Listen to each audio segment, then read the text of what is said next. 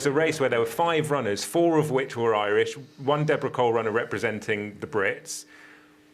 This race would have only had 3 runners if it was run. Where are they? Well, there's a dearth of top quality British novices at the moment. You only have to look at last season's top novice hurdlers. When we ran at the Cheltenham Festival in the Supreme or the Sun Alliance, the Albert Bartlett, we had very few runners really. So the options going forward, they're better placed to be running in novice handicaps as opposed to straight novices. And I just think there's just a real dearth, whether it's over 3 miles or 2 miles, at the moment of good British novices, I'm afraid. So, is there a reason? What is the reason for They're that? harder to source. Willie Mullins, obviously the success speaks for himself. But look, 15 years ago, you had the opportunity of buying horses in point-to-points in Ireland, the top quality horses from France, and the flat horses you were able to buy to go hurdling. But now the options are so much more incentivized to keep them on the flat.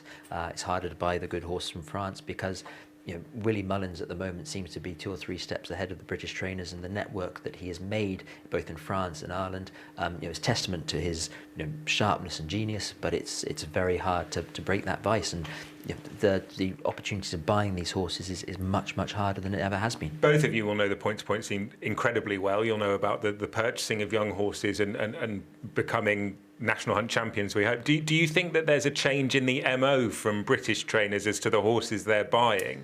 Well, I think it's interesting.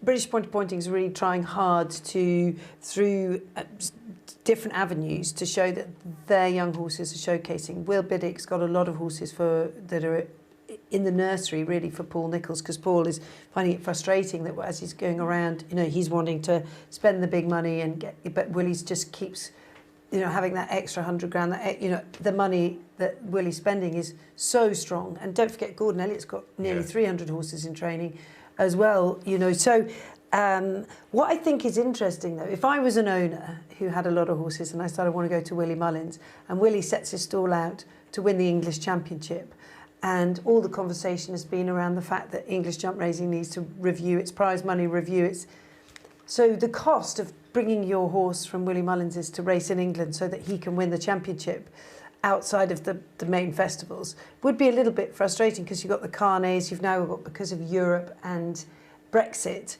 the cost of bringing them over. You've made a choice to have your horse in training in Ireland with the best, presumably to tap into Irish jump racing, and suddenly they're all shipping over to England. Be a bit annoying. Do you see that in terms of you obviously pre-train horses and work with young horses. Do you see a different type of horse coming to you? Yeah, and I think British point-to-pointing is certainly improving over the years. You see in recent years, Ahoy Seniors come from British point-to-point, and actually ironic, Energemin won a point-to-point for Tom Lacey around Lark Hill before Tony Bloom bought him for Willie Mullins. So they are there, and it's getting stronger. You look at the success that Dan Skelton's had with Tom and Gina Ellis coming through. So there is definitely that push, I think, to us developing our horses ourselves and trying to think slightly differently.